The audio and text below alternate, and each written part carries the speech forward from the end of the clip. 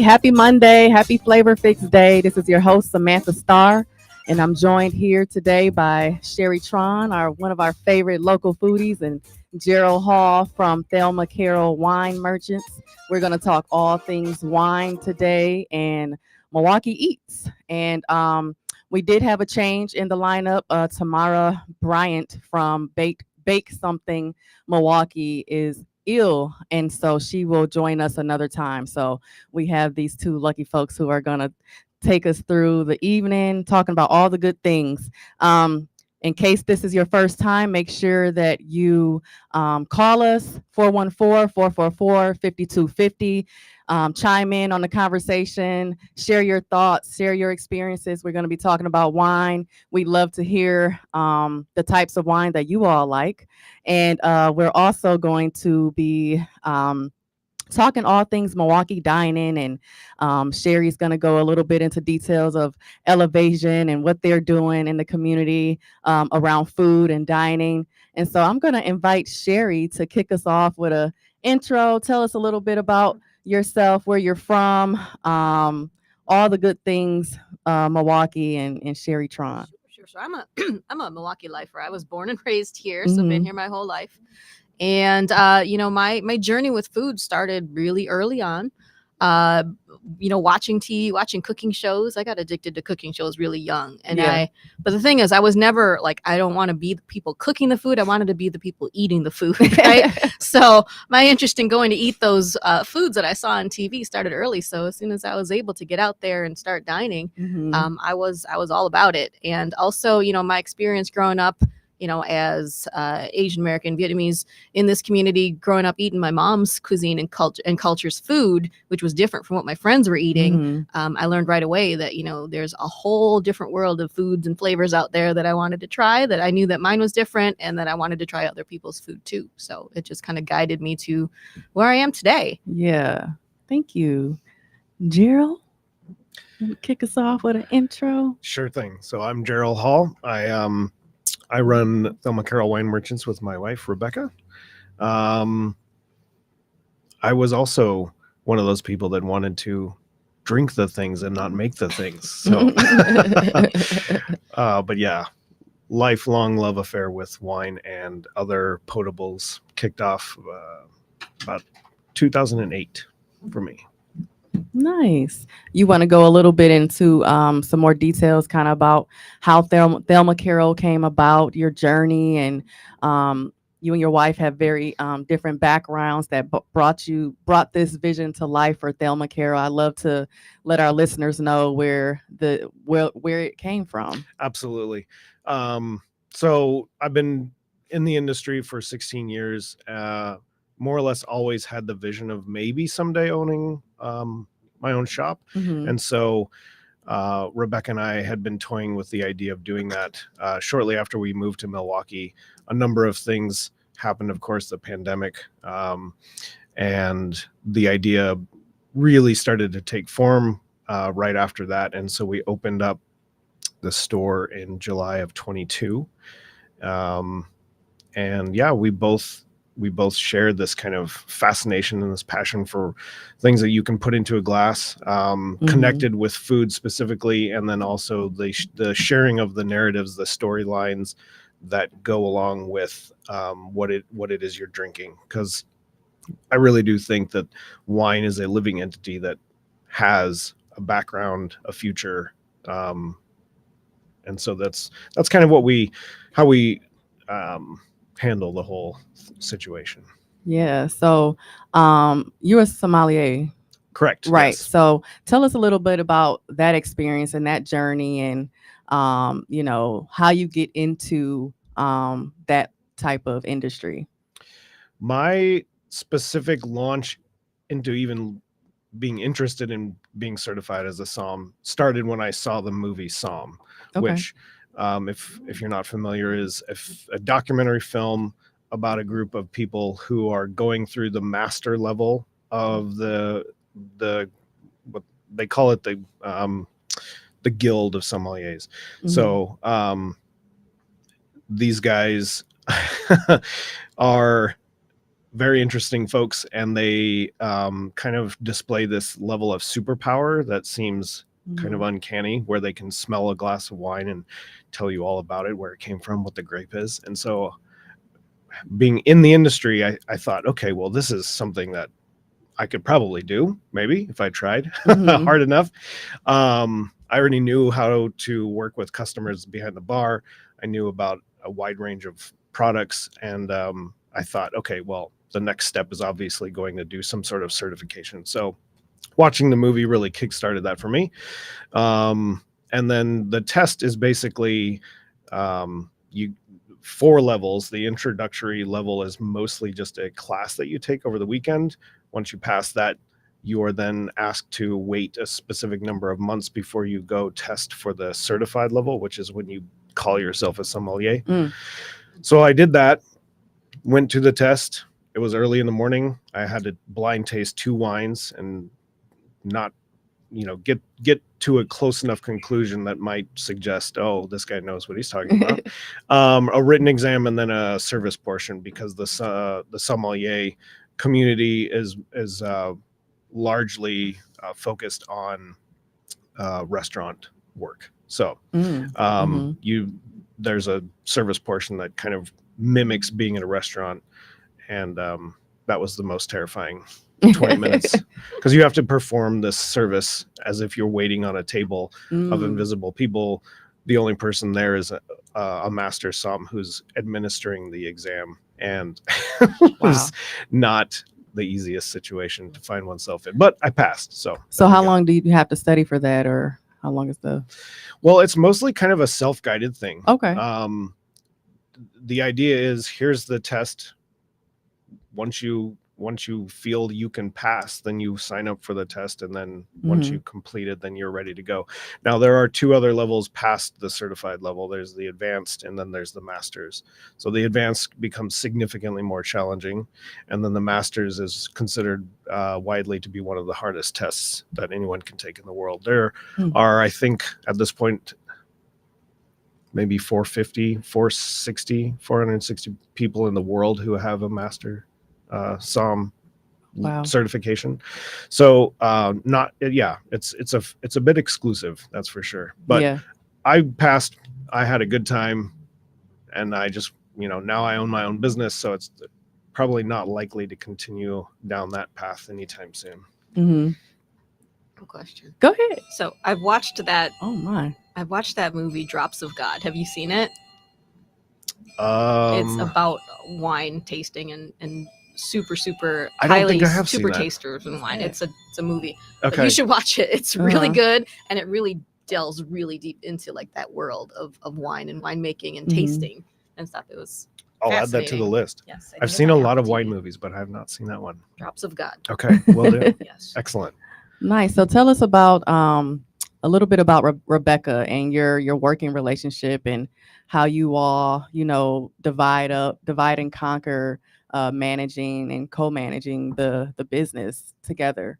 Absolutely. And I'd like you to share a little bit about her background too, and how her background influenced some of the design of of the wine shop. Excellent. Yeah. So when you open a business, there are a number of elements that obviously need to be considered. So the look of the space, what you sell, how the daily operations go. And in our case, we were very convinced that we could run a wine shop, which is technically what we are, but we're also a bar.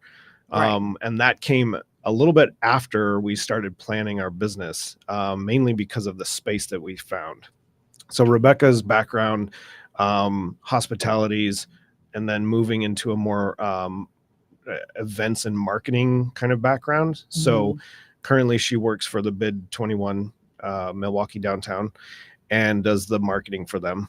So she is our go-to Instagram poster, newsletter, running the calendar, because I don't have any of those qualifications. Everyone has their strengths. That's right. Yeah. If it were left up to me, I'd post maybe once a week on Instagram, and we would have far less traction or outreach that way. So Mhm. Rebecca is amazing at that.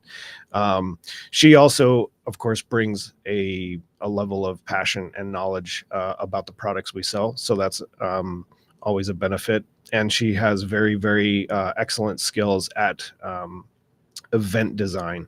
So Mhm. not only is the store set up with her aesthetic kind of leading the force, which is I would say turn of the century, last century, not this most recent one. Yeah. So like early 1900s decor, old furniture, everything is vintage. The store itself we built it with our own two hands, and so there's that element. Mhm. So it's very cozy, very warm. It feels kind of like a library, and we do have books, but there's a lot more wine than books. So it's a very special kind of library. Yeah.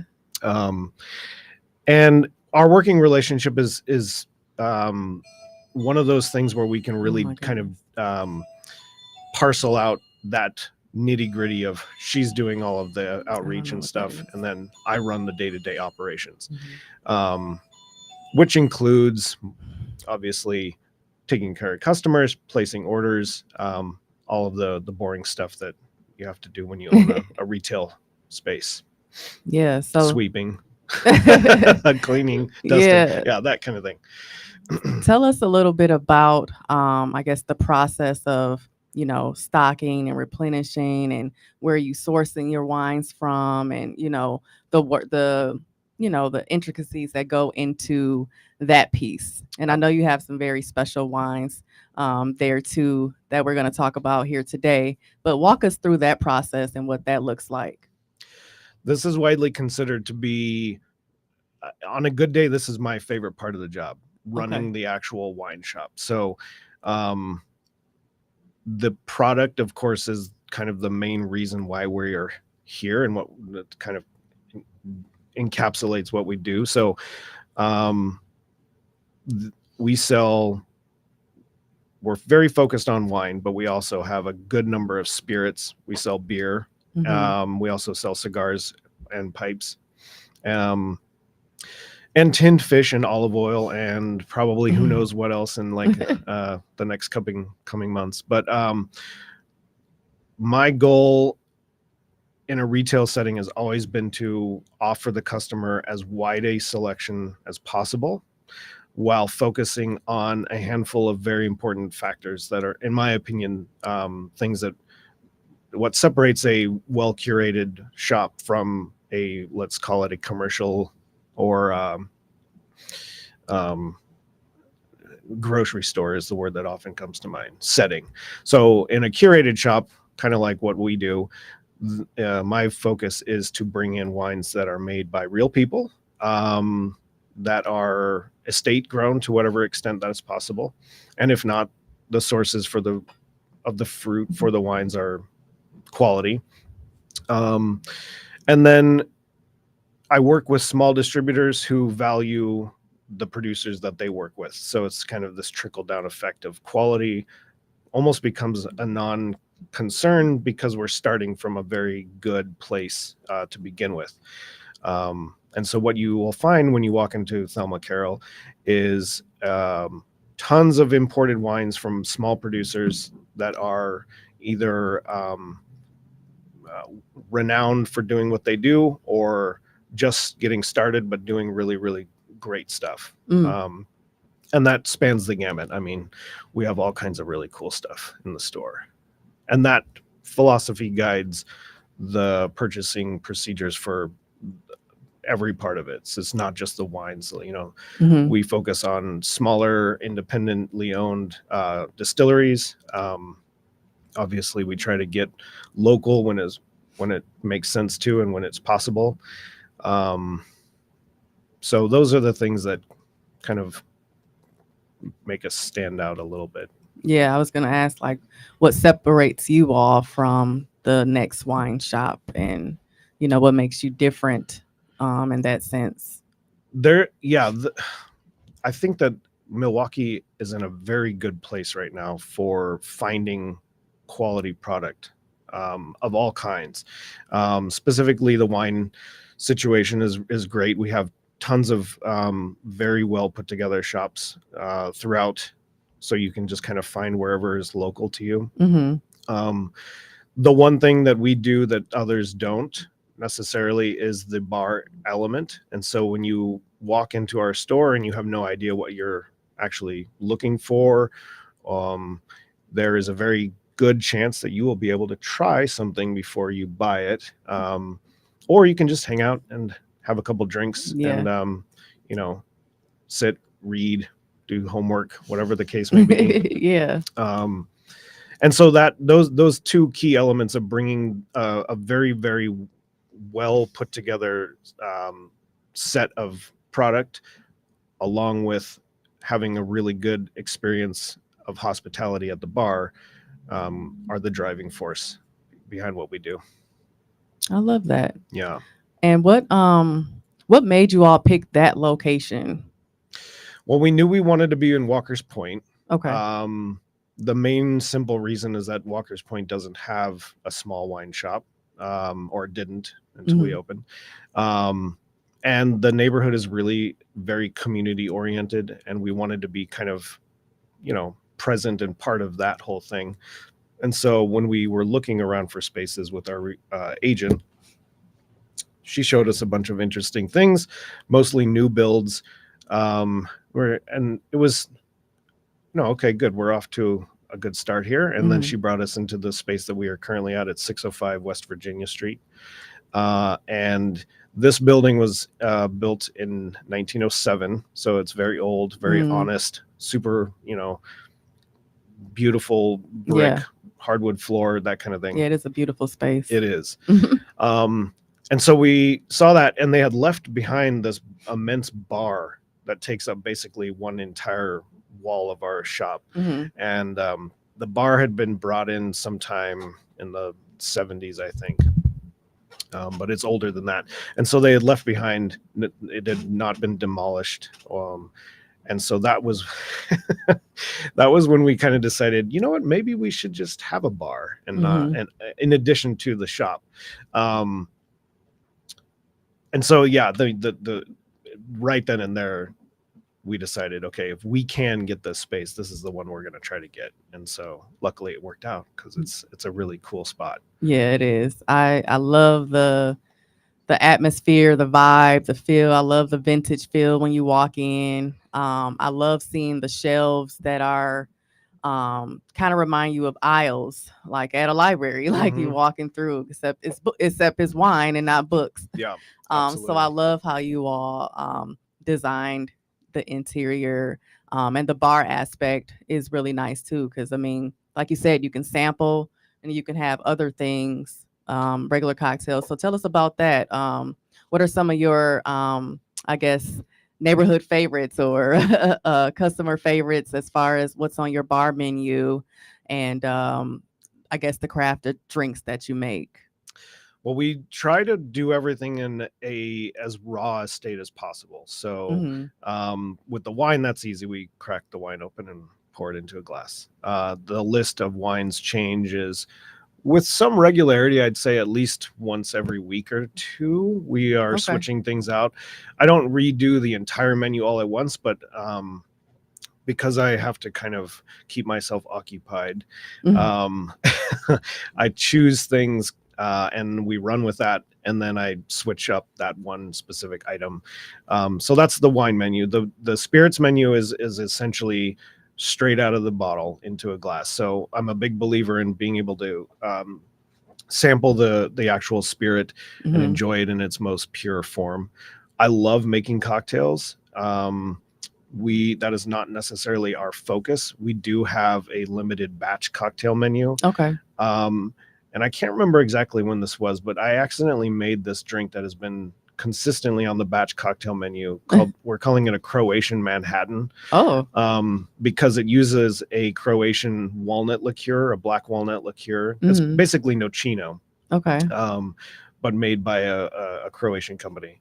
But it essentially is a Manhattan with that in it. And so it's just become this slightly regular staple at this shop. I'm not saying I invented a drink, but I kind of made it on accident, and now it's like really it's very popular.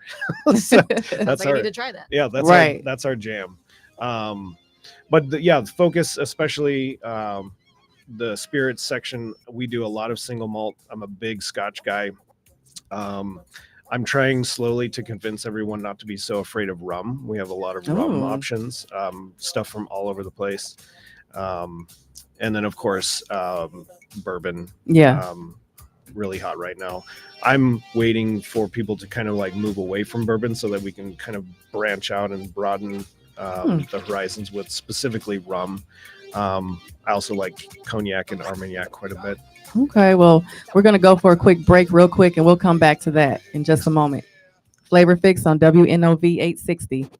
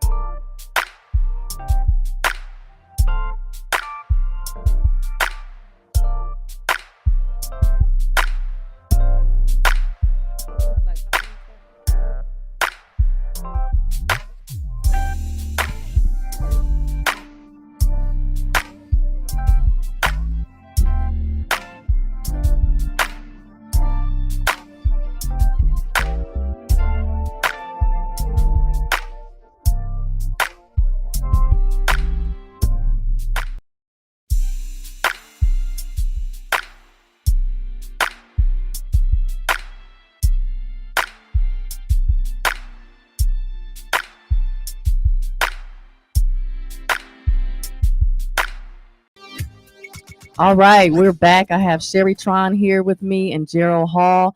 We were just talking about some of the bar aspects of his wine shop called Thelma Carroll Wine Merchants, which is located in Walker's Point. You were talking about some of the rums, or you're trying to bring more rum into the bar. Is that where you were going?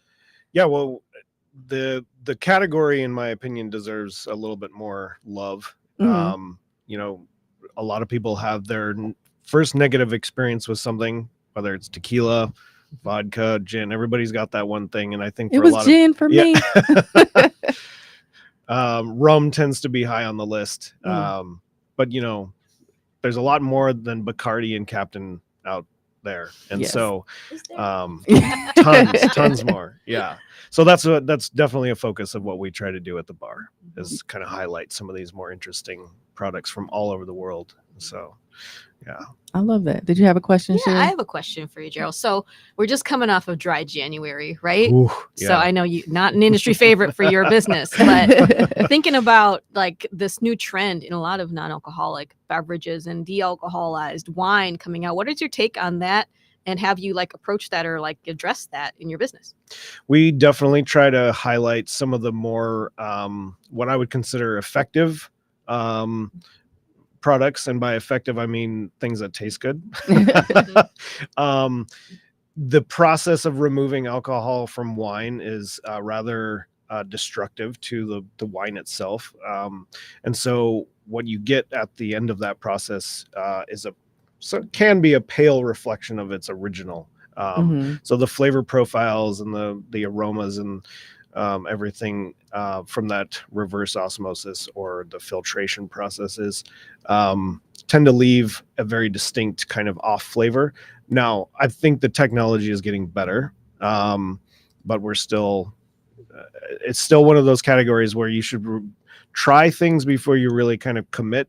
If you can find non-alcoholic wine wherever you're sipping on a regular basis, try whatever they've got available. That way you don't end up spending, $20 on a bottle of wine that you're like, wow, why I just drink juice. Why am I even dealing with this? Now, any item that you can add flavoring to in a context where there's no alcohol to begin with, that is where I think the successful products are. So like the first thing that comes to mind are these little bitter alcoholic kind of like mocktails that are already bottled up, that have a bunch of botanicals in them that are basically flavoring agents. So if you like a Negroni, you can find a product called the Phony Negroni. The Phony Negroni. The Phony They're Negroni. delicious. Really? They are really tasty. But it is essentially that. So you've got a non-alcoholic gin. You've got a non-alcoholic Campari type thing, and then a non-alcoholic vermouth type of thing. And all of those products are already so manipulated on a level of here's how we make these things that when you're doing a non-alcoholic version, they can taste almost exactly the same as the original. So that's where I think the strength is. That said, we've got all these cool non-alcoholic cocktail recipes, products, and then now we're starting to see places where you can go and try all these things. There are a handful in Milwaukee, non-alcoholic bars. In the spirit of inclusion, do you offer any non-alcoholic type beverages for people coming into your shop? In the spirit of non-alcoholic spirits, yes. I do. Yeah, we have a couple of really cool sparkling wines that are non-alcoholic, and then some of the things, the botanical type drinks that I was talking about. Martini and Rossi makes a really good little aperitivo. It's kind of, it tastes a little like Aperol, maybe less bitter. And so Great Lakes across the street from where our shop is has a really amazing non-alcoholic gin. And so, yeah, I think you're going to start seeing a lot more options, and they're going to start tasting better. What's out there right now is a good start. So for the month of January, and or more consistently throughout the year, if you wanted to really put that momentum to its best, I think supporting your local in January by purchasing non-alcoholic stuff is important, because we all depend on you guys for booze. And if for an entire month you don't go shop at your store for that, it can take a toll. So I'm I sure encourage. we make up for it the rest of the year. So it'll be all right. Yes, my heroes. Okay. What has been, I guess, some of the more popular ones that folks are asking for? Anything come to mind? Non-alcoholic stuff? Well, I think the curiosity level is about, it's a little lower than what is being currently offered by the industry. And so when people come in and specifically ask for non-alcoholic stuff, it's usually wine. Uh, Non-alcoholic beer, which I haven't mentioned, is doing very well. Yeah, Those taste delicious, they and you do. can't tell that there's no alcohol in them. They taste great. Again, I think it's the process that allows for that, producing method to be kind of masked behind the inherent deliciousness of the end product. Yeah. So yeah. So tell me about I'm very big on collaboration, right? So are there any local partners or collaborators or that you've worked with on either events or, distributing or anything along those lines that you can tell us about? We are also big on collaboration. Mm-hmm. So we've worked with a handful of companies that do various things. Charcuter Me is one that comes to mind. Oh, yeah. These gals have a really cool business model where they essentially set up on site somewhere or in someone's house a little training session about how to build charcuterie plates. They are amazing looking. I still don't know how to do the cool Roses. the roses with the prosciutto. But yeah, they're a really fun partner. They've come into the store a couple times. We do some pop-ups with plant growers and bouquet artists, that kind of thing. And I've been seeing more and more collaboration between you and the Milwaukee Wine Academy. Definitely, thank you for mentioning that. Yeah, I've been going to some of their tastings, and so they've been mentioning some of the things that you all are working on. Yeah, those guys are doing a really cool project. The idea being, let's provide a very, very safe and accessible environment to learn about wine. Mm-hmm. And it's very inclusive and very the idea is to remove kind of this false notion that wine is somehow super, super special and mysterious and that it's only saved for an elite group of people. Tearing down that wall is really important. And so that's what they're doing. It's really cool. Tim Cole and Jeffrey. Yeah. What's his last name? It's Coleman, I think. Coleman. Is it? Coleman. Yeah, there we go. I'll have to look. Jeffrey and Tim. So do you do education of your own? I'm thinking people probably come into the wine shop all the time with questions, like a question I would have for you, coming from my Asian background, like what are the best wines that pair with, Asian foods, like it different is kinds of I was right. Yeah. Awesome. Yeah. Apart from just giving people recommendations in a retail type of like I need something to take home kind of situation, which is one of my favorite parts about the job. We do outreach in the form of tasting events and that kind of thing. So every other Thursday we have a regularly scheduled tasting event that mostly focuses on wine, but it can change from time to time. The last two, in fact, we've done were spirits. So we did a Scotch tasting on the 25th of January for Robert Burns's birthday. Robert Burns is a famous Scottish poet who died. And then the one following, which was last Thursday, was a rye whiskey tasting. But we're going to get back to the wines at this next one, which will be new Spanish producers that we've just brought in from a distributor that is based here in Milwaukee. So the tasting events that we do on those Thursdays are always really fun. They're casual, just kind of show up. There's no need to kind of register or RSVP or anything like that. In addition to those, we do 4 large scale tastings once every quarter throughout the year. And those are always themed and they're very, they're much more substantial in terms of what is on offer. So we have 3 stations, somewhere in the ballpark of 20 wines to try. And those are always really fun too. The next one coming up is Bubbles Fest. Ooh. Yeah. When is Bubbles Fest? This Saturday. Oh, okay. Yeah. Make your plans. It's is it like Milwaukee Wine Week or something this week? I saw The Wine Academy talking about it. yes, Something going So on this weekend. this is kind of their little pet project okay. to kind of highlight a handful of things. First, Black History Month, Right. Focusing on Black producers. Yep. And then they have somebody coming in to do a master class on, I believe, Rhone wines. Okay. So there's more programming throughout the entire week.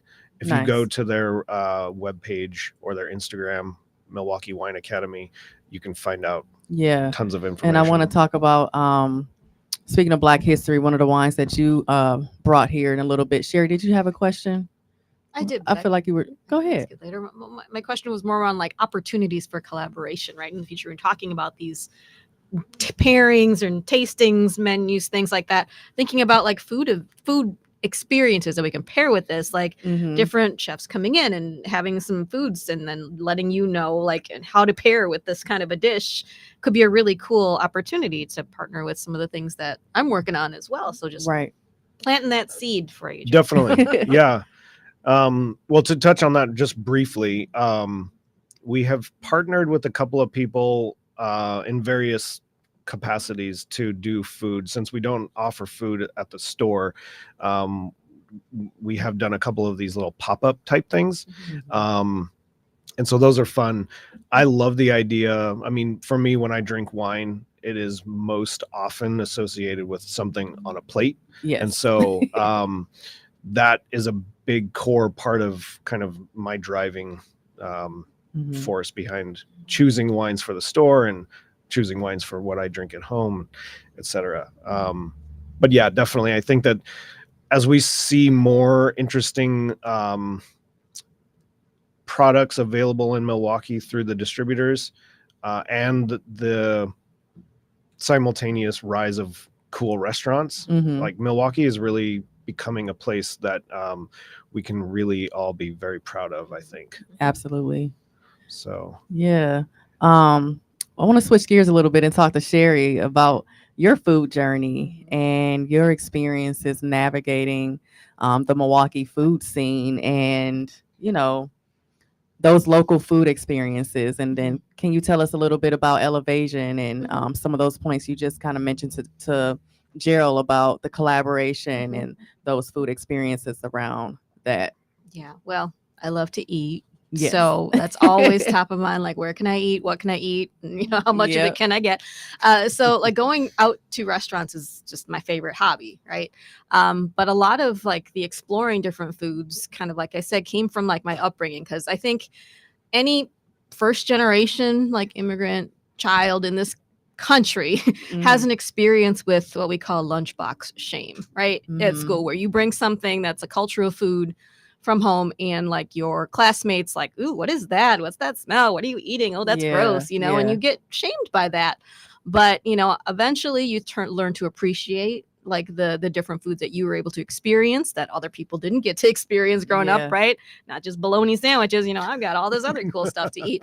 And so you start to celebrate that. So I was able to start to share my food with people who felt like it wasn't gross. It was really good and they were really excited about it. So I got excited about it. I wanted to share more. I wanted to teach people more about food and talk about food and learn about other foods and just kind of just try everything, right? Yeah.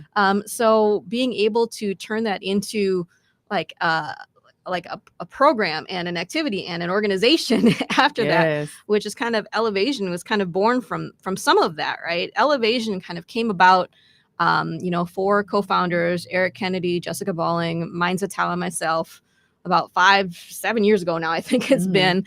We came together because we saw each other out at events all the time, and it was always the same 4 of us, Asians in the room. Like, there's got to be more than us, you know, in this community. Where are they? We need to find them. Right. And we wanted to raise the visibility of our Asian American community in Milwaukee, because, you know, they're very spread out and not really like coming together and mobilizing. So we found an opportunity in that. And we all have very shared experiences around, you know, being bullied or being, you know, teased, or even like our food experiences growing up. And then when the pandemic happened, right, we all rallied around the fact that we were experiencing and seeing anti-Asian sentiment on the rise across the country and preparing for that here in Wisconsin and in Milwaukee. So we started to create this counter initiative, right, to educate and build awareness about our community, about the great things that we bring to our community as well. And food is one of those things, right? Food's a very great connector of people. So we're able to highlight. During the pandemic, a lot of Asian restaurants were getting discriminated against or, avoided because of this fear, this misplaced fear about Asian communities being responsible for the COVID pandemic. So we were able to create more of an awareness and support these businesses by going to them, sharing information about them, like, hey, support this business. They've experienced some discrimination, so let's support them, and rallying around these businesses. And the first thing we did was started Asian Restaurant Week during Asian Heritage Month. So we highlighted all these businesses that were Asian owned. Heritage Month? Asian Heritage Month is in May. Okay. So it's coming up soon. Yeah. Be prepared for that. So we were able to, highlight these Asian owned businesses and say, hey, go patronize these businesses. They could use your help, and just created this buzz around it. So got a lot of great traction around that. And then just really, again, highlighting Asian food. We launched the first ever Milwaukee Dumpling Fest last year, which was huge. It was so needed. And where was that at again? That was held at the Cooperage. Yes, the Cooperage. And we had over 300 people attending that. It was sold out. We couldn't hold any more people. We sold out within a week of those tickets. So the demand was there. So people are interested, and was able to bring people together around food, around dumplings. Everybody loves dumpling, right? There's a dumpling in every culture. So we were able to bring all these chefs around the community to come together and have their interpretation of dumplings. And tell us a little bit about those variations that were there that day. So we had Hot Dish Pantry was there doing pierogies, right? Okay. And we had Curry and Momo House, which is up in the Brown Deer area. They were making momo, which is Nepalese, like momo dishes. Dan Dan was there doing their dumplings. We had actually we had a restaurant in Bayview doing Italian dumplings as well, Colorgiones. So they were making, it was just really amazing different dishes from different chefs around the community. And then also Martin Magana, right, from Travieso and Troublemakers Cocina. They did a birria like dumpling. Ooh, and they actually won the competition, the first ever Dumpling Fest trophy. They won the Golden Gyoza and took that home.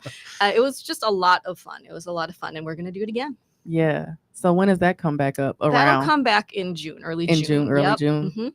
Nice. And so how many, I guess, chefs are typically a part of that event? We had 10 chefs involved. Okay. That's a good amount. Yeah. And so it was a great opportunity for everyone to go in and taste all these different dumplings, vote for their favorite, and experience a lot of, just camaraderie. We also had a bunch of Asian owned bakers and dessert makers also selling desserts on site as well. So promoting their businesses also. So it's just a good way to support the community. Yeah. So I want to talk a little bit more about elevation. And so you said you have the Dumpling Fest and Asian Restaurant Week. Week. Tell us a little bit more about Asian Restaurant Week.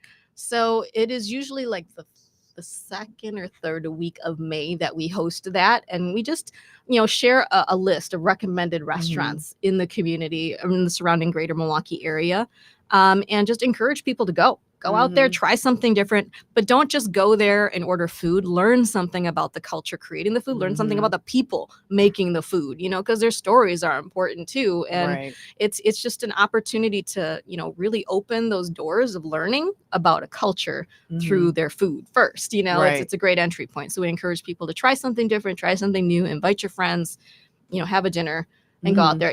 Right this month, actually February it's still February, right? So Silver City in Milwaukee is hosting February. So all the Asian restaurants down there are offering pho specials, which is Vietnamese broth soup, noodle soup. It's delicious. So if you haven't been down there, we coordinated a dinner just last week with our Elevation crew. We had about 20 folks down there having some pho at the Vientiane Noodle Shop. So get out there and try some. Yeah. Can I ask a question real quick? Go ahead. Yeah. So for some of us, probably for a lot of us, we go to a restaurant and we just kind of experience the easiest way to experience a restaurant, which is to place your order, look around, eat the food, pay, and then think about how delicious it was when you leave, hopefully. If we are trying to queue up a little curiosity, how would you recommend people ask about whatever it is they're eating, or Mhm. the That's a good history of a question. dish or something, Mhm. how would you recommend doing that? Well, I'd say start with your server. Hopefully they've learned a little bit about it, but also you can ask like to talk to a chef that's there. You know, if they have time to come out and talk to you, but I'm sure they'd be happy to share a little bit more, or maybe the restaurateur owner. I mean, might be there on site. Some of these smaller restaurants are usually always there, like you're always at your wine shop, right? Yeah. So find out who's working there, who's involved in opening the restaurant, and talk to them about their journey, right? I mean, that's a good place to start. Yeah. Okay. What is one or two restaurants that has a journey or story that has really stuck with you here locally? Goodness. I'm sure it's many, but There's so many, but you know, I mean, if we're talking just Asian restaurants or just any restaurants in general. both. Because I think about just really awesome journeys like Heaven's Table Barbecue. Oh, right? yeah. We all know Jason Alston and his story. I actually met Jason when he was working as a line cook at, I think it was Umami Moto back in the day. Wow. He was working in those restaurants, and I met him there, and just knowing his path, you know, and being able to really educate himself on the business process and become successful and help others and just kind of overcome so many obstacles. And just where he is today, it just makes me so proud to know, Me too. know was him, here. and just he's such a great human, Yeah. right? So like that kind of story is really moving and touching to me, and I love his food. His food's amazing. If you haven't had it yet, a great time to go out there and try it. And then other Asian restaurants, you know, a close friend, Alex Hanasakta with Sap Sap, which is he'll be now on closed. soon. I'm sure he'll be on soon. He's like my little brother, not officially, but you know, little brother. Yeah. But I'm always supporting and encouraging people to try his food as well, because he has a different story about Lao cuisine, right? So Lao food is a little bit different. It's similar to Thai food, but it's not Thai food, right? So Thai and Lao are very different in terms of their backgrounds and their culture and their experiences. But people don't know a lot about Lao cuisine because during the war, Lao, the country of Laos was on the wrong side, so to speak, of the Vietnam War, right? They were supporting the communist parties. And so everyone may be more familiar with Thai food because Thailand was supporting the US. And so they were a little bit more easier to come into the United States and establish businesses because they were more supported, right? Whereas the Lao communities maybe were not. So that's why you see Thai food everywhere, and everyone knows Thai food, but not a lot of people know Lao food, That right? is so interesting. It is interesting. So now that, you know, Lao food is getting a little bit more familiarized, people are out there trying it. Alex really responsible for a lot of that, right? It's delicious, and you really need to get out there and experience it. So he's really been doing a lot to educate people about the history of Laos. I appreciate that. And the fact that there's so many undetonated artillery things in Laos still today that he helps raise money to remove. Wow. You know, so the stuff that he's selling, the things that he's doing are helping to, you know, give back to his homeland as well. So people can learn about food and learn about the good that they're doing by eating it, right? So it's a great story as well. Yeah. So we all love Sherry Christmas. I want you to talk a little bit about that. Sherry Christmas. And where that passion for making your signature infamous egg rolls, where that came about. So I'll just share, because I'm sure Gerald's like, what? Yeah. What are you talking about? Sherry Clue Christmas. me in a little bit. So yeah, I think that's a new name that coming from Sam here is. So every Christmas, instead of giving out Christmas cookies, I make Vietnamese egg rolls for my friends. And how do I get on that list? That's the $1 million question that I asked. How do I get on this list? So I started out just doing that for close friends. And then, you know, as I became friends with a lot of industry folks, you know, I worked in the industry for a little bit and got to make some good friends. You know, I know that chefs appreciate home cooked food, you know, so what better gift than to give them something created from the heart that's truly a cultural, like, you know, food. So I make my egg rolls, and I was giving them to some of my chef friends, and, you know, it became a tradition to continue to do that. And the circle keeps getting bigger and bigger because people start finding out about it. And they're like, hey, I thought we were friends. What about me? Why am I not on the list? So it rotates from time to time, but I usually get the same people every year. And then like every once in a while, there's a newbie that jumps in, you know, and has to try it. So I'm like, I don't charge people for these egg rolls. I just do them, you know, just as a gift, right? Like I love to share my culture. And this is a family recipe from my mom, right? So I learned how to make them from her. I don't share the recipe with anybody, so don't ask. Yep. But wouldn't dream of it. But, you know, I do, you know, customize where I can, because, you know, Sam doesn't eat pork, so I make some with just chicken for her, but it's typically pork and chicken in vegetables and secret spices and things, and love. And love. And love A lot of in there. love. So yeah, I do those every year. So that's the story behind Sherry Christmas, or the Egg Roll Express, as I call it. Oh, Egg Roll Express. Look, 'Cause I just came up with a name. I'm like, I don't because know. I go out and deliver this stuff to everyone, so I put a lot of miles on my car every year. Are there any other dishes that you not necessarily go and gift out, but home cooked? Some of your favorite go-tos? Oh gosh. It's funny because a lot of my go-to dishes that I make are not Asian dishes, not Vietnamese dishes, other than I do make my traditional, since it's Lunar New Year now, just Saturday Mhm. was the start of Lunar New Year. So there's some traditional dishes that we make Uh-huh. that I've learned to make as well that are favorites. So there's like a caramelized pork stew that I make. It's made with like some coconut juice and spices and hard-boiled eggs and pork shoulder and pork belly in it, which is delicious. Whoa. Lots of pork. Yes, lots of pork. I also do make vegetarian stuff too. I know, So yeah. there is a coconut soy stew that we also make with vegetables in it and tofu. Mhm. But those are traditional New Year's dishes that I love to make. But I also make a really mean mushroom leek risotto. Ooh. So That's tasty. yeah, Sounds tasty. I love risotto. Yeah. goes great with wine. It's yeah. a great, and it's comfort food. Yeah. It So is we'll comfort. have to figure out the right pairing for egg rolls. and Yeah, wine. that's We'll have to what we- figure we that need to out and talk be a new about that. package deal for Christmas. I have some ideas. Okay, well, we're going to go off for a break and we'll be right back on Flavor Fix on WNOV 860 The Voice.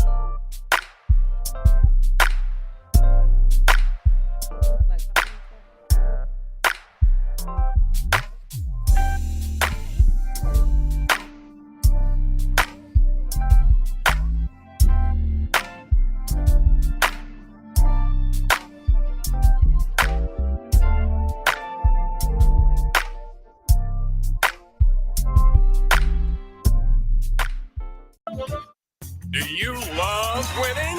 This February, head to Potawatomi Casino Hotel Milwaukee and fall head over heels with the Love It or Leave It $400,000 game show. Thursday nights, you could play the Love It or Leave It game show where you can love your prize or leave it for another. Play with your club card to earn drawing entries. Top prize is $10 grand in cash. It's time for Love It.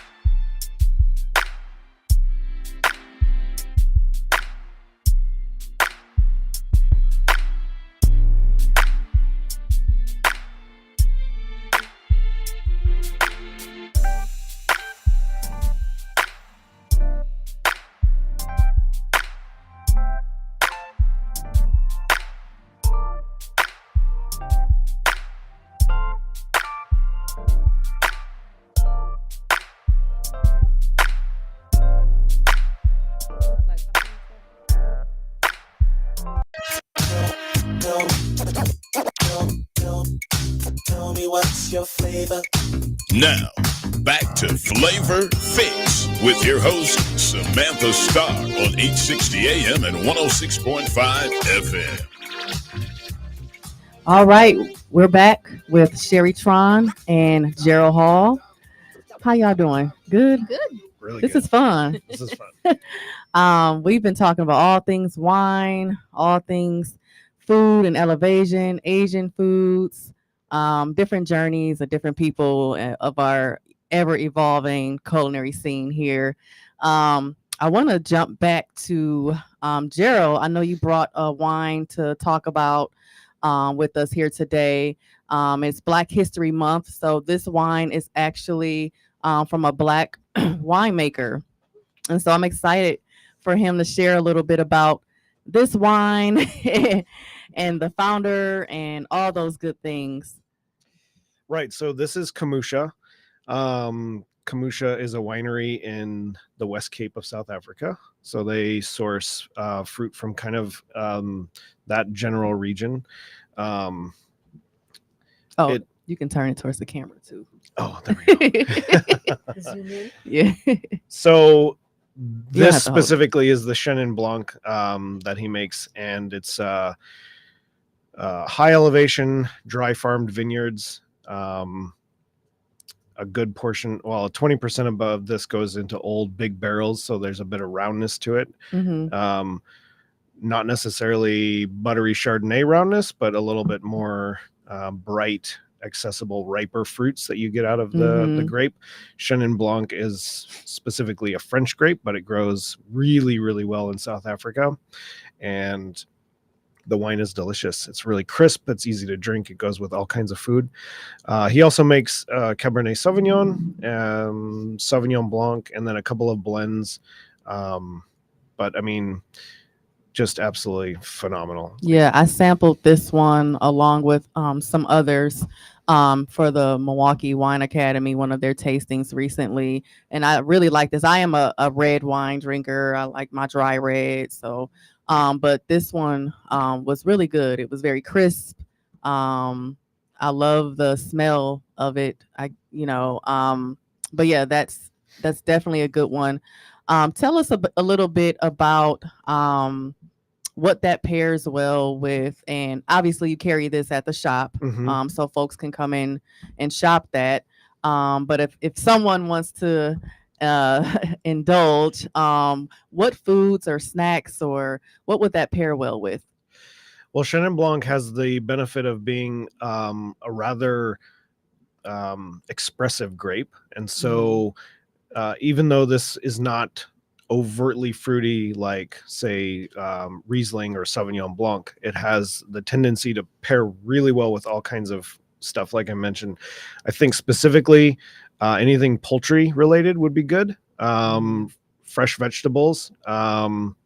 This might be a contender for the spring roll, possibly. Ooh. And salads. Also salads. It's hard to pair wine with salad, specifically because you sometimes get this weird interaction between the tannin of the lettuce and then the tannin of the wine. In the case of white wines, you're not going to find tannin. And so you can kind of pair this up with Caesar salad. Again, poultry, I think, would be the best. Grilled vegetables or fruit even. So that would and be what fun. is the price point for this wine? At my shop, this is $15. 15. Okay. Yeah. Nice. Yeah. You want to walk us through like how to properly taste and explore wine for folks who are beginners. They might drink wine here and there, but they just drink it. They don't, there's so much more that you can think about and taste and smell.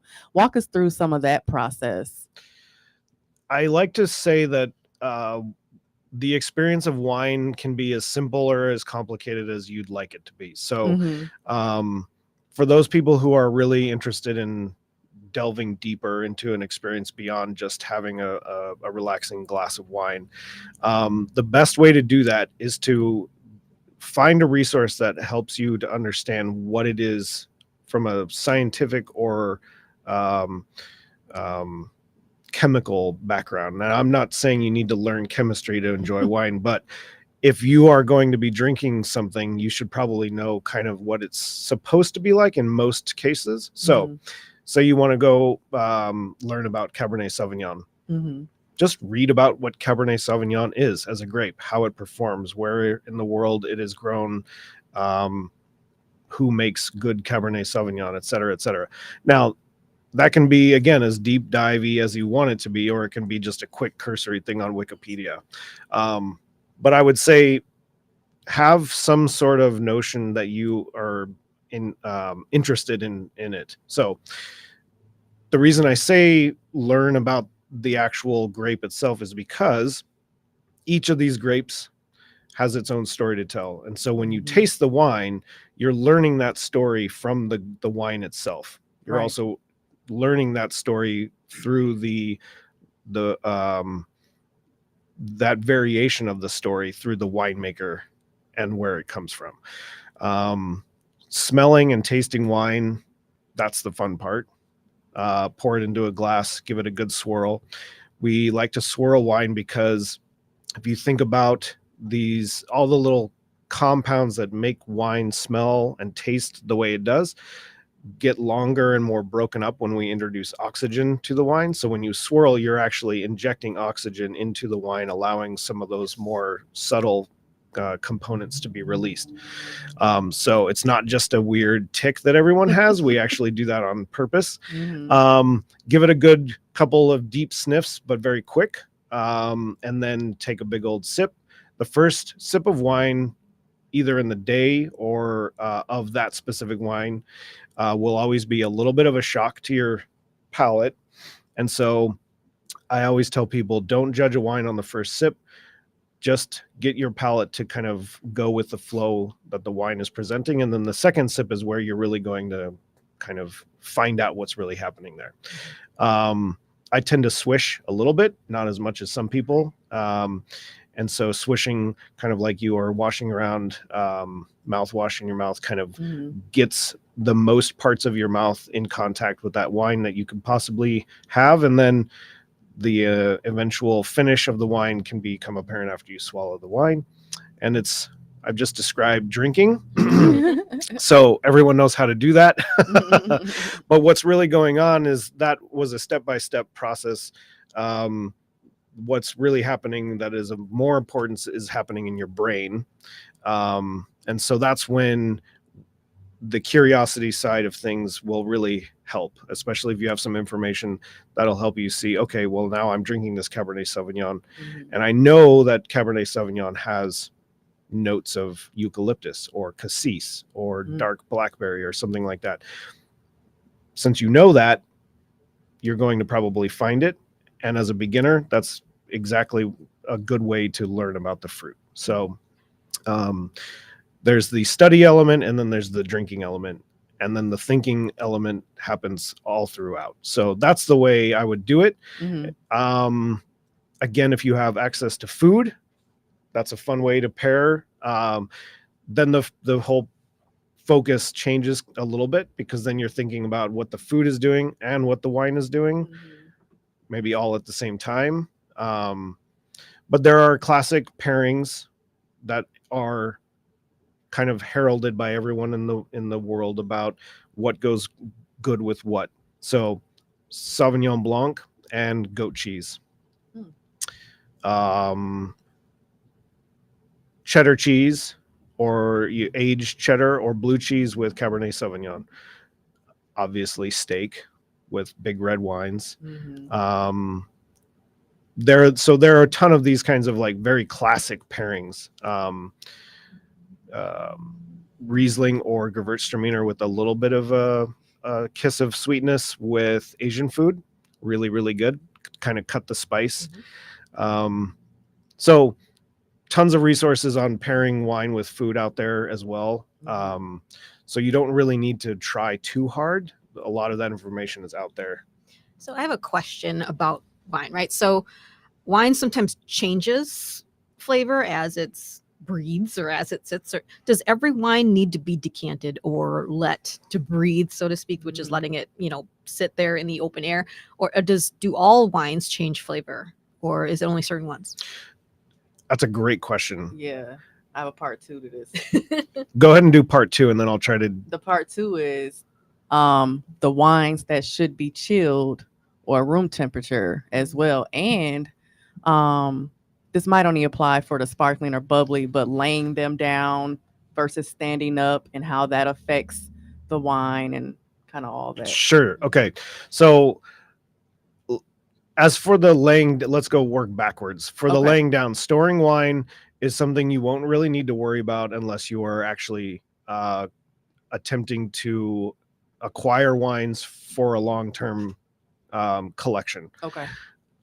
If you go to the store and you buy a bottle of wine that you're going to drink on Saturday, you do not need to lay the bottle down. There's no reason to do that. If you're going to buy a bottle of wine that you know will age gracefully over the next 10 years, you should probably lay that bottle down in a cool, dark place. And is that only if it's like a cork wine? Like, because that Correct. saying it sideways just to keep the cork Yes. moist, right? It does depend on the enclosure. This is what they call a Stelvin or screw cap enclosure. Mhm. You wouldn't need to lay that down unless you wanted, if it had sediment in it, to accumulate at the bottom of the bottle. But no, the cork is essentially the bark of a tree, and so it will dry out if it does not come in contact with liquid. And so the reigning knowledge is to ensure that that liquid is there, you lay the bottle down. Standard practice everywhere, pretty much. So yeah, you don't need to store wines on their side unless you're going to be sitting on them for a little while. Okay. I would say if you're projecting out at least a year or more, lay the bottle down and keep it out of the sun, and don't let it get too warm. Those are the 3 main things. So as far as what were the other questions? Changing Temperature. That's right. decanting, Breathing. breathing. Yeah. The majority of wine that is meant for immediate consumption does not need to be decanted, although a little bit in the glass definitely helps open things up. Decanting is really, there are 2 purposes for decanting in my experience. One is to keep the sediment that may have accumulated in the bottom of the bottle from entering your glass at any point. So you pour out all of the actual liquid into a decanter while trying to keep the sediment in the bottle. Then you can pour without worrying about the sandy stuff getting into your glass. Right. The other reason is to give a very youthful, fruity wine more air to open up. You would also want to do this for maybe an older wine, bearing in mind that the older the wine is, the faster it will open up because it's already gone through a state of slow oxidization. And so essentially it hasn't been decanted, but it's been sitting around for a long time. And some of those breaking up of the long chains that I mentioned have already happened, which is why older wine has a completely different profile to it. You would probably not want to decant a very old, light-bodied wine, maybe like a Pinot Noir, for a long time because it's already so soft that that time to open up will eventually erode it very, very quickly to the point where you're almost verging on drinking something like vinegar. So also a reason not to leave a bottle of wine open or out on your countertop overnight or for 3 days. Drink it as soon as you can. Yeah. And so with different flavor profiles for different wines, you would want to treat those again, going back to knowing what the varietal tends to do or what the wine, how it performs best. So with something like this Chenin Blanc, I would crack this and immediately start drinking it without much concern at all. And I would want this to be chilled. I think that most Americans drink their whites way too cold and their reds way too warm. So you could stick this in the refrigerator for 20 or 30 minutes. And it would be more than sufficiently chilled, in my opinion. Now, if you are a fan of very, very cold wine, what I call Pinot Grigio cold, because usually Pinot Grigio is cold. tends to be somewhat of a simplistic wine, generally speaking, and so the colder the better. Then yes, by all means, chill your wine. I prefer my red wines, generally speaking, to be just slightly cooler, not necessarily refrigerator temperature, but warm wine when you're drinking something with especially higher alcohol or something with a lot of tannin it can bring out these characteristics that may not be quite as refined as having it be a little bit more chilled down. But again, this is a very case by case basis. Right. Can you tell us a little bit more about tannin and for the listeners who are unfamiliar? Sure, let's endeavor to do this. So there are 4 pillars upon which the wine experience are based. So we've got tannin, acid, alcohol, and then sugar or lack thereof, whichever the case may be. So that says, of course, nothing about the profile of the wine, the AKA the way it smells or tastes. It's just that these are the 4 things that are contributing Right. in a very generic sense because they are present in every single wine. So with tannin, and I say present in every single wine, tannin would be probably the exception because tannin does not exist in white wine in all but a handful of cases. And the reason for that is when you make wine, the color of the wine and then a whole slew of other factors come specifically from the skin of the grape. So with a red wine, you will crush that fruit and leave the juice in contact with the skins, which is what gives the red wine its color. And then all of the flavor components, or most of them, follow suit, right? Right. Tannin is the tactile sensation that is kind of akin to very strongly brewed tea. So if you leave a tea bag in a hot water and you let it sit there for hours, take a sip of that tea, that weird sticky kind of sensation that you get. So I would say in layman's terms, like that dryness that like Yeah. that dries out your mouth kind of. Yes. That's like tannin. Yes, definitely. Because that, and in moderation, that's a really nice little thing, especially when you're eating food and you have Very some rich. fat in the food, because the tannin and the fat are perfect friends. The fat is slippery and smooth and the tannin is sticky and tactile. Which is why there are certain wines that you would not necessarily want to pair with certain foods. If you have very little fat and you're drinking a tannic wine, the wine will feel really rough and edgy. Or if you're pairing a very high tannin wine with something hot, like pepper spicy, that's also can be really upsetting. It's like not a good combination. Yeah. So that's what tannin is essentially. Tannin is also one of the parts of the anthocyanin, the little guy that we say drink a red glass of wine for your health. Yeah. Anthocyanin is a antioxidant, and so the tannin is directly connected to that. I will say too that tannin also comes from a barrel, so you can have a high tannin wine put into a brand new wooden barrel, such as a Napa Cabernet, and you're going to increase the level of tannin just by putting it in a barrel because the wood tannin comes out into the wine, which is maybe where sometimes if you're drinking a white wine and you do notice like something that is a tactile sensation, might have been aged in a barrel. So I have a question. So Yeah. some some useful advice maybe for this week. So a couple of days is going to be Valentine's Day, right? Yes, indeed. And there may be a lot of folks going out to dinner, taking a date out for dinner, and maybe let's say most people go to like a steakhouse or a seafood place for Valentine's Day, right? They kind of go all out.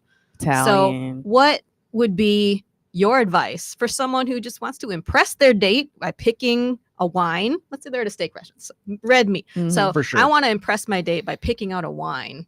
Not gonna be too expensive, right? Because steak's expensive, right? Let's balance this out Right, a little yeah. bit. What advice do you have for folks that want to get a good, solid red wine to go with their steak dinner? Well, for me personally, I tend to be very much a sucker for older wines. And so if you're at a restaurant where the wine list leans towards that, then embrace that and maybe just kind of pick whatever old wine. Now that doesn't apply to every single restaurant. So I would say do a couple of things.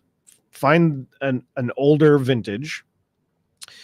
The reason that you would want to do that is the wine is probably going to be a little bit more interesting. What would be older in this Right. case? What year constitutes older if we're in 2024? I would say anything older than 6. 2024.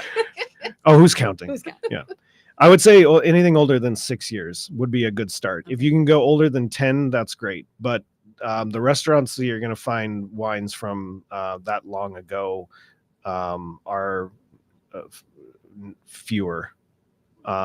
So look for an older vintage, something within your price point, obviously. But then I think the magic would be pairing that with your food. So that's where you would probably, unless you knew the wine list and knew the wines, that's where you might want to ask for a little help card from your server if they are trained. If you're at a certain restaurants in Milwaukee, there are going to be somms on the floor, or at least managers who are capable of answering those kinds of questions. So if you're just getting straight up steak, I would go with either Cabernet Sauvignon, which is a dead ringer every time. California Cab will generally be a little bit more fruity and bolder and bigger bodied than, say, a Bordeaux with Cabernet in it. The Bordeaux stuff is probably going to be just slightly more earthy and have a different fruit component to it. But Bordeaux or Cabernet from California would be good. Australian Cabernet, very nice. Syrah is one of my favorite grapes. South African Syrah, French Syrah from the Rhone Valley. And then I am very much trying to do this thing with a handful of other people where we're bringing back Merlot. So What's wrong with Merlot? nothing's wrong with I'm Merlot. like, when did it leave? I like Merlot. So Merlot and Merlot based blends from, say, Washington State, really, really classy, good stuff. Yeah, let's stick with those three So as a saying- quick answer. Cabs 2018, around that. If you can find them, or older. California or Australia, those Yeah. are like Yeah. good Yeah. guidelines. Mhm. Yep. Okay. Yep. Hmm. For sure. What about? Oh, go ahead. What about wines and chocolates? Right. So at the end of the meal, or Dessert. when you're done with the meal and you're back home. So Right. I would say port wine, always a good go-to. Mm. I like ports. There are some people have a weird relationship with wines with residual sugar. And so one way to combat that is to get the right food along with the wine, or to avoid them altogether, which I would not recommend, because there are an amazing array of delicious wines that have some sugar in them. Mhm. Chocolate and port, really, really great. What Or kind of chocolate? Like dark. basically Dark, any. milk, any. Yeah, Okay. any of it. White chocolate, different thing altogether. Yeah. Totally. You'd actually I would suggest doing something sweet, but not port. Something maybe like Sauterne, or Vinsanto from Italy, something like that. You could also, if you didn't want to do a overtly sweet wine like port, you could do something big and bold, but with a nice hefty punch of fruit to it. So like, Mhm. Oh boy, nothing's coming to mind immediately, but something rich. Zinfandel. Okay. Yeah. Like a big, very fruity, very oaky Zinfandel from Lodi, or something like that. So I think that a lot of people they think of sweet wine in the context of Moscato, and that's for beginners, which is unfortunate because Moscato is delicious, especially with like apricot dessert or something like that, creme brulee. But even outside of the food context, sweet wines have a lot to offer, and for people who are just getting into wine, it's an important gateway. And so we actually have quite a few either off dry or totally sweet wines in the store because I like them. Riesling tends to be thought of as being sweet regularly. Shockingly, most Riesling coming from Germany, at least, is now totally dry. So the more Riesling you see out there moving forward, I think people are gonna start realizing that it's a bit more versatile. Like that. Yeah. Now, do you all have any other black winemakers that you want to tell us about? Absolutely. Okay. So Kamusha is one. We will be selling whatever the distributor has in stock from this winery. Okay. I really like his stuff. We have a California wine producer called Where's Linus in the store, and he makes what I would call, it's categorically natural wines. So they're a little bit funky, a little bit off the beaten path, but really, really well made and delicious. McBride Sisters, also from California. Familiar with them.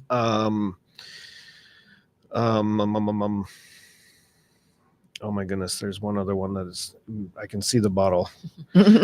But they are becoming more available. The problem in Wisconsin is, up until recently, has been the distribution. So a lot of these winemakers they have small amounts of wine they make, and so smaller wineries tend to be harder to get in places that are far away from the winery. We are also seeing a little bit more like black owned brands, and so we have a rosé from Provence that's owned by can't remember the gentleman's name, but it's delicious.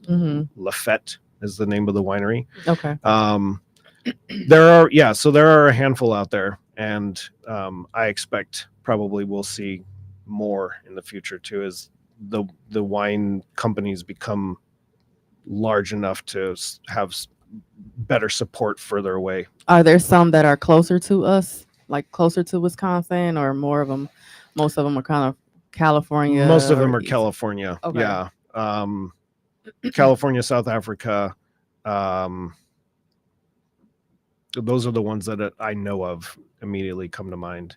The Midwest winemaking situation is developing. Yeah. There are a handful of wineries in Wisconsin that are putting out wines that are very good quality.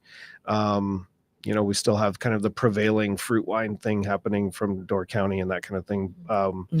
But climate change is very real, at least from a winemaking standpoint. And so the warmer we get, the crazier, the situation for wine. We're going to be growing, halfway decent Pinot Noir, and definitely have Riesling and Cab Franc. Some of these cold climate grapes are already doing fairly well here and in Michigan. So we'll see that change for sure. I want to ask also, back to the conversation about pairing. There are more folks who are taking on a vegetarian diet, and what are some of the wines, when you eliminate meat, because what are some of those wines that pair well with vegetarian meals and dishes? That's a good question. I think my answer would probably be, even within the vegetarian cooking realm, you still have a wide variety of ingredients. So it still would probably just depend on what it is you're cooking. If all you do is eat raw vegetables, that's certainly going to maybe limit the wines that you might want to open up. But I would say drink whatever you like. Okay. Is it true though? I heard that like artichokes can change the flavor of a wine if you eat it with the wine, it messes with the flavor or something. Is that true? There are a handful of vegetables that are very, very hard to pair with. So artichokes, asparagus, I can see the that. cruciferous vegetables, so yeah, that there are wines that actually go with those things too. So asparagus, the my preference is Gruner Veltliner from Austria. Those two things somehow work together. But yeah, make your food and pick wines that you like drinking. That's what I would say. Mhm. If you find that your Cabernet Sauvignon is not jiving with the tofu, maybe let's not do that. But yeah, Nice. there are definitely options for sure. Mhm. I always like say like a good wine is one that you like. So Absolutely. Absolutely. Yeah. Absolutely. Yeah. Yeah, so I'm a whiskey drinker, so Oh wow. so that's why I tend to have more of a red wine Yeah. palate, that Yeah. oaky yeah. You don't do? I like reds, but I don't like oaky like that Oh, really okay. strong oak flavor like Mhm. barrels. I tend to go for like stainless steel barrel reds versus Sure. like oak barrel reds. Yeah. Got you. All right. Well, we'll come back to this in just a second. Flavor Fix on WNOV, The Voice.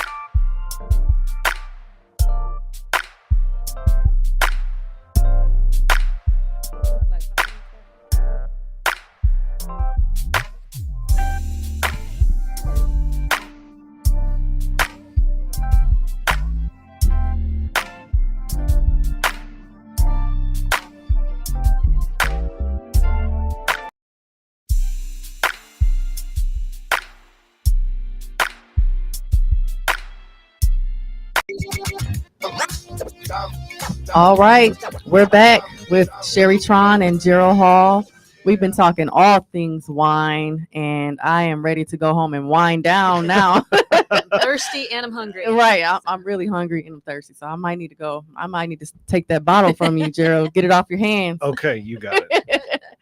I want to switch gears and talk about some kind of foodie adventures and wine adventures. And Gerald, can you tell us about some of your, I guess some of your maybe your favorite wineries and outside of Wisconsin for the travelers that are listening here? So I'm actually from California originally. I was born there. I don't think I So knew that. I try to go back as often as possible, and when I do, always make a visit to the wineries. Having said that, I have not experienced California to the extent that a lot of other people have when it comes to visiting wineries, but I have been to a handful in Sonoma, Napa, the more northerly portion of the state. So I am a big believer of doing Sonoma. I love that part of California. Napa is really great as well. They're basically two sides on either side of a mountain range, and so you can do both very easily. I'm fond of saying that when you go to Napa, you're going to see the winemakers and professionals driving Lamborghinis, and when you go to Sonoma, you're going to see them driving pickup trucks. Oh wow! So Sonoma is a little bit more. Well, I'm going to avoid that. So I like going to Sonoma because you can get into the tasting rooms, have a good time, meet people. Oftentimes the winemakers are there themselves if they're not in the winery or in the vineyards. And yeah, it's just a great place to visit. Lots of really fun sightseeing. I mean, it's a gorgeous part of the world. But my true loves tend to gear to the more European places. And so France, Italy, and Spain, I would say, are really high on my list. Within each of those, I was fortunate enough to do one day of harvest in Fougères in France. And and I'm saying one day because that's all I could physically handle. Harvest is really, really tough on the body. So we were out there. It was very warm, lots of sunshine, lots of bugs, but it was a fun time. This is Frederick Bruca's winery. He's does this really amazing blends of Grenache Syrah and Mourvedre. And it's all whole cluster. So he just takes the big old chunks of fruit, throws it into a vat, and makes this amazing, really rustic wine from it. But Northern Italy, that's kind of where my heartthrob is. I really, really love the scenery. The wines and the food are absolutely amazing up in Piedmont. Places I would like to go: Greece, Sicily, and then any of the Balkan wine regions, which have been doing wine for a really long time, but are just kind of becoming noticed by a wider audience. We're here very lucky in Wisconsin to have a couple of distributors that focus on Balkan wines, specifically one called Triglav, husband and wife team. They bring in Croatian, Slovenian, Czech Republic, Serbia, Hungary, and Georgian wines, and they are amazing. So that's pretty high up on my list to go check out at some point soon.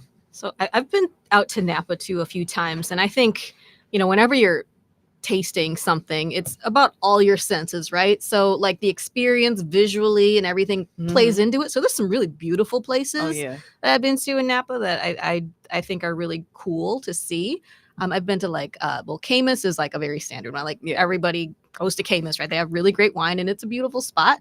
Alpha Omega has a really cool tasting room that's really cool in Napa. But there's also Jarvis Winery that's got this cave tour that you can go into the caves that they store and create the wines and store the wine, and it was really cool too. So it's all about the experience too, but also have great wines. Silver Oak has really good wine, and that was a fun winery to go through. And then there's one called Nine Sons that's more just visually, it's a really stunning property. It's like Mhm. kind of like samurai theme, kind of. It's really Yeah. really neat to see, and it's just really beautiful landscaped properties, so it's just like a beautiful serene experience. Even and just taste a couple of wines. You don't have to buy anything. You just Yeah. taste some stuff in a really pretty area, and just enjoy the sun. Yeah. Like Auberge du Soleil is like a resort out there that has really great wines too, but there's like a cliff you can have lunch and look over this whole beautiful vineyard, just like pretty stuff, so if you go to Napa, I recommend those places. Yeah. Love it. I haven't yet to go. Haven't been to Napa yet, but it's on my list. It's a blast. Yeah. Mm-hmm. It's just beautiful out there. Everything looks beautiful. It's like a postcard. Yeah. And if you are in Napa, just drive 45 to an hour north and you'll be in the redwood forest. And that is absolutely stunning. No. Yeah. Hmm. Yeah. And you just kind of like learn what you like, you just taste some things and, just make sure you're not driving yourself. Oh, yeah. No, Hire a wine car. tastings can get a little out of I hand. accidentally bought a couple cases. I didn't mean to. I had to call them back the next day. It's like, I didn't really mean to buy that. And they took it back. So it was all right. I just was overserved a little bit. So just watch for that. They're like, Oh, this is the that's best wine I've ever had. Give me all your I'll wine. take it all. Yes. That is funny. Sherry, tell us a little bit about some of your foodie adventures and where you love. I know you travel so much, and I'm sure it's hard to narrow a list. It's true. I do travel a lot because you know what? I look at menus to determine where I want to go to travel to. That's how I decide where I go. Yeah. Because it's all about like what's good to eat there. That's what drives me to travel to places, right? So that it's weather, it's concerts, and it's food. That's where I travel for. And sometimes, all three can combine in one, and it's great. But I love to go to New York. Of course, if there's so many great restaurants in New York, but also close Chicago is great. There's so much great food in Chicago too to go to. And then, Vegas. It's so compact, but you can get so many great chef restaurants in Vegas, and it's just really accessible there as well. Because sometimes they're open all the time. You can always get in. And sometimes these other, like in New York and Chicago, you're going to make reservations way in advance, right? So I think sometimes it's easy in Vegas to go to some. It definitely is. It's easier. Yeah. I love New Orleans and Commander's Palace. That's usually a longer waiting list. I like to go there for brunch. You've been there, right? Have you? I'm not. Oh, yeah. They have a really spectacular brunch. It's really good, but sometimes I find myself, I'm traveling, I'll text Sherry, like, I'm going here. Where should I go? What kind of recommendations do you have? Yep. A lot of people hit me up for recommendations, but I have my sources too that I go to, like, I need a recommendation for this place. I'm going. But I appreciate that. But to be honest, there's a lot of great food in Milwaukee right now too. So I'm really like you said, really proud of how it's evolved. Not just like quality wise, like culinary, like big time, like chefs and stuff, but also just ethnic foods that have available to us now. It's like so many different options to try. I think it's really, really exciting. Care to share any hidden gems? Oh, goodness. Hidden gems. Wow. Hidden gems. There are so many. There are so many. But I like to ask this question because everyone has said something different. I know, right? Nobody likes to share. Well, what about one of them that's not really a secret, your personal secret, but like that you're open to share? Oh, yeah. Melinda. I mean, absolutely. I've been a fan of theirs since the beginning when Greg Leon was doing pop-ups at the National. I was there for that and just followed his career and just been a big supporter of his. And he's just doing amazing things right now. But his food is amazing because it's Spanish Portuguese kind of fusion food. So it's something that we don't have elsewhere. He has a really good wine collection there too. Yeah. So that's very good. But also like hidden, like within Dan Dan in the back of Dan Dan is Esther Ev. Oh yeah. That's one of my favorite tasting menus in the city. Yep. It's a great experience and I'd love doing that as well. But yeah. I think also some of the things that maybe not so hidden, but maybe just not as popular folks, like there's a Vietnamese dessert, drink, and beverage place called Bamboo in West Dallas. It is a chain, but it's a popular chain in places with very large Asian populations, right? So Houston, California, you'll see some of these places everywhere, but we never had one in Wisconsin until a few years ago. So it's really exciting to have that. And you can get really really like Instagram worthy drinks Mhm. that you maybe have never tried before, because they're like made with really exotic ingredients and fresh fruits, and they make their own, boba and gels and things that they put in the drinks. And there's so many different things you can try there that is really exciting. I like to take people there too. Yeah, bamboo for sure. Mm-hmm. I'm trying to think. La Miranda. Oh yeah. Mm-hmm. Yeah, I can share that one because, yeah, I love the diverse range of the different dishes that they have. And La Miranda is one of my favorites. Yeah. Have either of you guys been to Chef's Table? Yeah. Oh yeah, Mhm. Okay. that's She where used to do events there. that's where the first 5 years of my Battle of the Chefs was Okay. at the chef's table. Okay. Chef David. Yeah. I He's love great. them. Yeah. And his whole, oh my god, his whole concept of, he built that building, his space himself, from tables to the speakeasy downstairs and the wine cellar. It's amazing, and folks definitely should check it out. Definitely. He built me a table from scratch for 1 year for Battle of the Chefs. So I needed a sponsor table. That sounds about right. Yeah, I needed a sponsor table, and I was like, I want something special for these folks. And he was like, oh, okay. So he went downstairs, and then he disappeared, and he comes back from like Home Depot, and he, maybe an hour later, he walks in with this table that he built for me that day, live. Like, just, Yeah. but that's his personality. He's such a, let's make it work. Yeah. And I love the way he thinks and the way they operate there. They're really good people. I do remember another kind of hidden place. It's actually like almost physically hidden, but Bitter Cube, Mosler's Vault in the North Avenue Market. If you go up there on North Ave, I haven't been what there is it, yet. around like 54th and 55th Yeah, and somewhere North, up something like there. that. In the lower level, it's in a tiny little, it was a bank, right? That facility was a bank. So they actually have a physical vault in there, Yeah. which they now use as this little speakeasy bar in there. Mhm. And Bitter Cube makes the most amazing cocktails, Mhm. and they're very creative, and they make their own, liqueurs and things like that. So that's kind of a hidden gem as well that I think people should check out and Yeah. try some different beverages there. Yeah. So I always like to ask like just random food questions. So I want to know, I think, let's see, last week we talked about trying to see some of your favorite comfort foods. Anything come to mind? That's kind of all I eat, really. So lasagna and enchiladas, very much a comfort food for us. It kind of makes me sad because one of my comfort foods was Wong's Walk, and now they're closed forever, and it's very sad. I didn't realize that they were a local family, right? So it was like a local chain. I thought it was like a chain, but they were a like local chain. Yeah. And they've been here for like 46 years or something like that. But that was The like last always one a was very where? 27th Street was the Okay, last South one, and they 27. just closed like a week ago permanently. Mm. They had the best food. It was very comforting because I remember going to the mall and always getting it. Every time I went to Summerfest, I would get it at Summerfest, and like it's just kind of sad that that's like an institution that's gone now. But that was a comfort food for sure. Yeah. We go to just, Tenuda's. That's I our love Tenuda's. Tenuda's. yeah, big fan. Yeah, for sure. Italian is definitely good comfort food. But yeah, Chinese food, like just greasy Chinese food. Chinese is food, yeah. Yep. Thai Comfort food food. is a favorite comfort food for me. Just like a standard pad Thai. Mhm. I usually add a lot of vegetables to mine. The savory version, some are sweet, some are savory.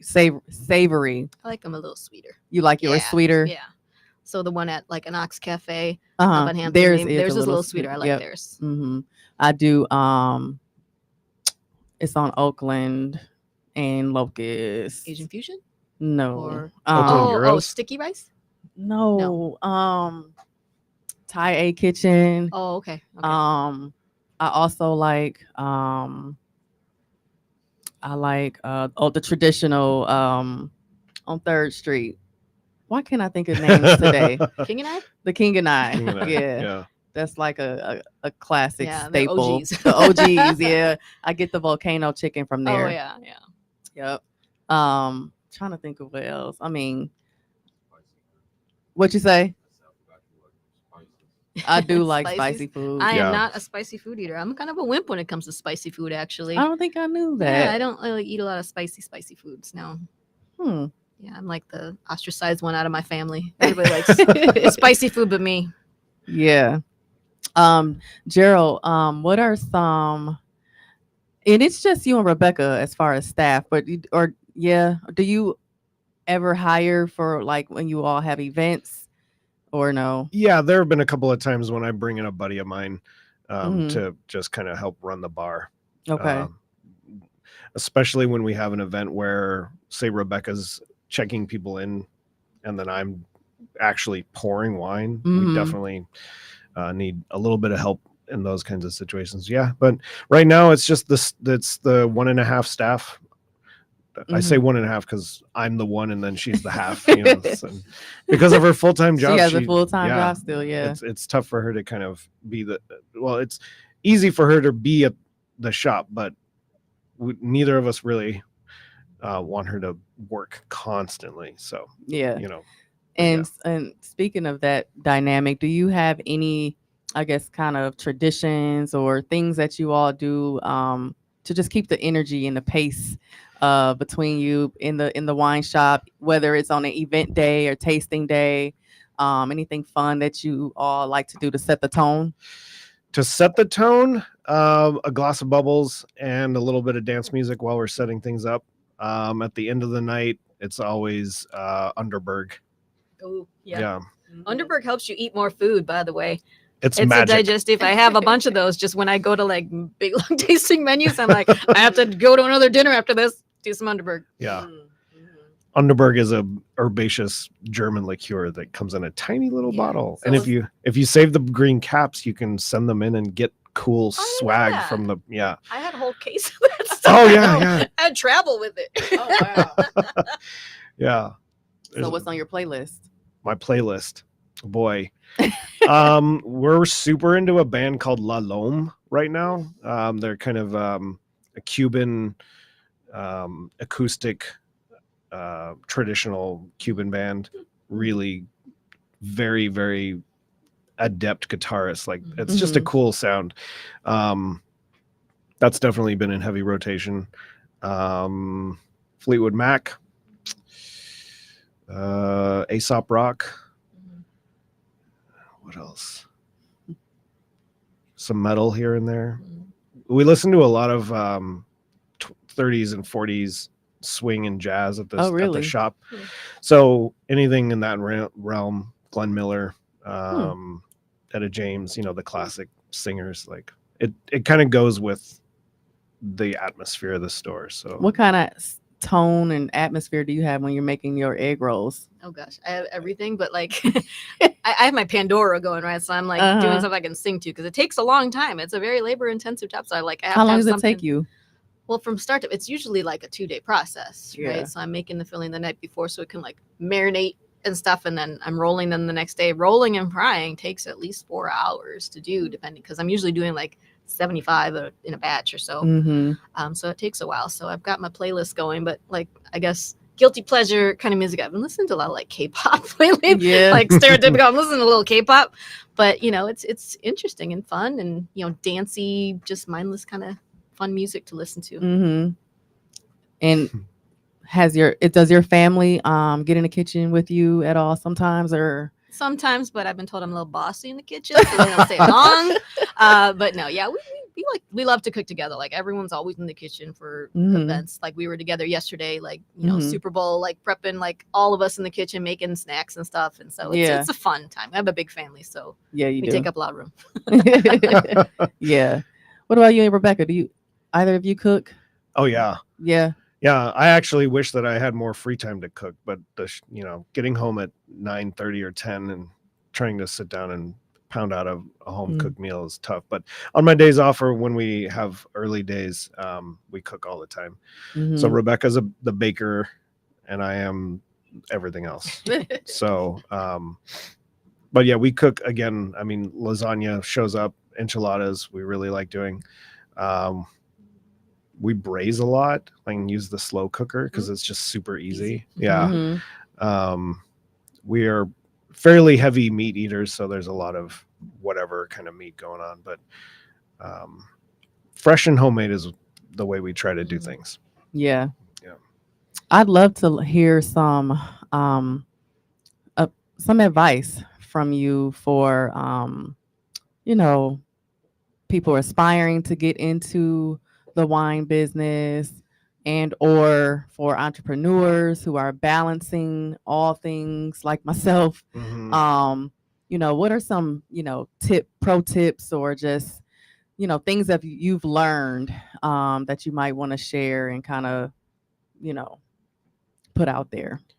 The wine part is easy. The entrepreneurship part is, I have only been doing it for a little bit of time. So yeah. But for people who are just interested in becoming, improving their palate, or for somebody who wants to actually get into the industry, the best advice that I can give is try as much as you can, because that's where all of the magic is. These are things that were meant to be consumed, and so you gotta drink responsibly. But yeah, try as much wine as you possibly can, or gin, or beer, whatever it is that you're interested in, and then have a network of people who have been doing it and who are as passionate about it as you are, to get advice, or to even find out what not to do, because that's also kind of something that is really important. The owning your own business is absolutely totally worth it. It's hard work, but I think that there are enough amazing people in the world and enough good ideas out there that it's not going anywhere. So It's really inspiring to see how people kind of put their ideas and passions onto paper, and then create an actual experience in real life. So I would say, be honest with yourself, and have good goals for the entrepreneurial part of it. Yeah. Sherry, you want to share, how folks can kind of get more involved with Elevation, and what you all are doing what you all are doing on I'm like leaning back now.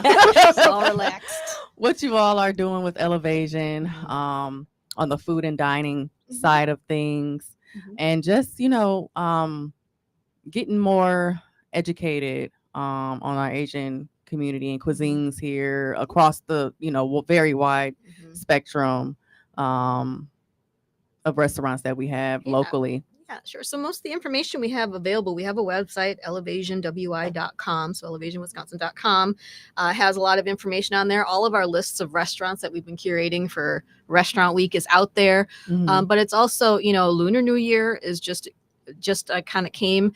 There are some restaurants that still are offering like Lunar New Year menus right now, like Momomi and Wild Roots in West Dallas. They both had like special menus. So try something different, get out there and experience it.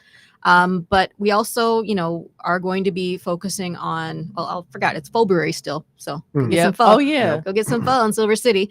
But also, Asian Pacific American Heritage Month is coming up in May, and we're getting prepped for that, doing more highlighting of restaurants and restaurateurs and businesses. And also the next Dumpling Fest coming back in June. So we're getting ready for that as well. So there's a lot of opportunities to just learn more about the businesses that are out there. But yeah, follow us on Facebook too. We have a Facebook for Elevation and an Instagram, and we're always sharing new info out there. So thank you. Gerald, where can our listeners find you all?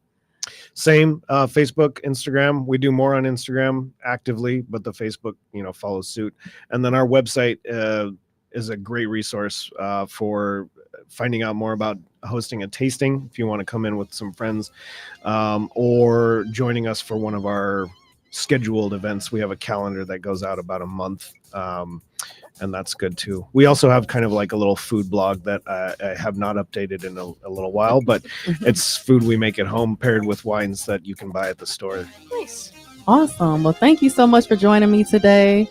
Next week, coming up on Flavor Fix, we have some friends from the Sherman Phoenix. We have Baked Dreams Bakery and Cafe, and we have Twisted Plants, who now has has planted vibes within the Sherman Phoenix. So thank you all for tuning in today on WNOV 860 Flavor Fix with Samantha Starr, and I'll see y'all next week. Happy Valentine's.